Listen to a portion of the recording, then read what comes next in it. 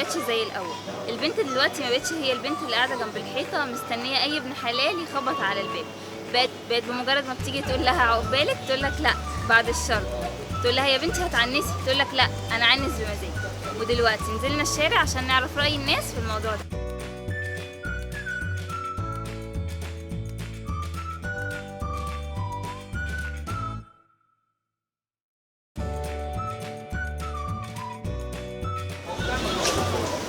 ما عنديش خلفيه خالص؟ خالص.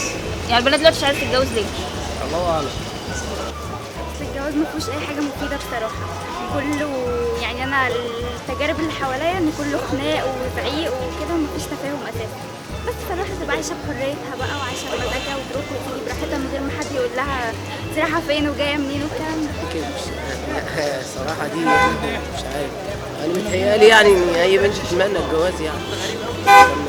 لا البنات دلوقتي تيجي تقول لها عقبالك تقول لك لا بعد الشر. بعد الشر؟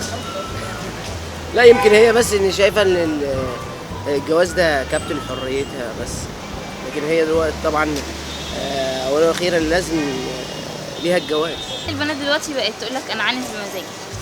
لا والله هو دلوقتي بس عشان متهيألي ان هي رابطه الجواز رابطه، فهو جواز سنه الحياه فهو لابد منه، لازم لابد من الجواز. مفيش حاجة اسمها بمزاجي، رك على التربية وعلى الأدب وعلى الأخلاق. مش البنت تقول بمزاجي، اللي تقول بمزاجي دي انت رأيك ايه فيها؟ بسألك. ما انت بنتي برضه. انا بسألك. انت برضه بنتي وعارفة البنات وعارفة يعني في بعض البنات اللي تيجي تقولي لها مثلا ما عقبالك تقول لك لا بعد الشر. ما والله مش على كده، هي يعني الوقت الشباب ما فيش شاب بقى ليه أمان بصراحة يعني. في شباب بتبقى كويسة وفي شباب بتهيألي يعني مش مظبوطة. أنا أحب الجواز البدري.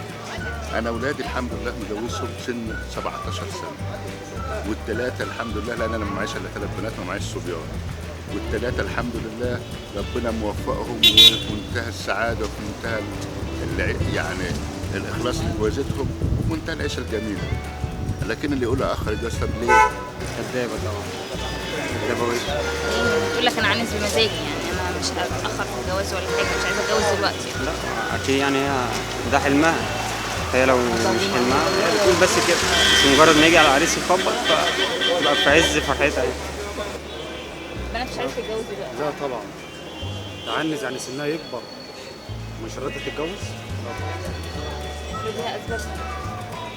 لا اسباب ماشي بقى، لا اسباب ماشي بس بمزاجها لا، انا مش مرجح ان هي بمزاجها. لا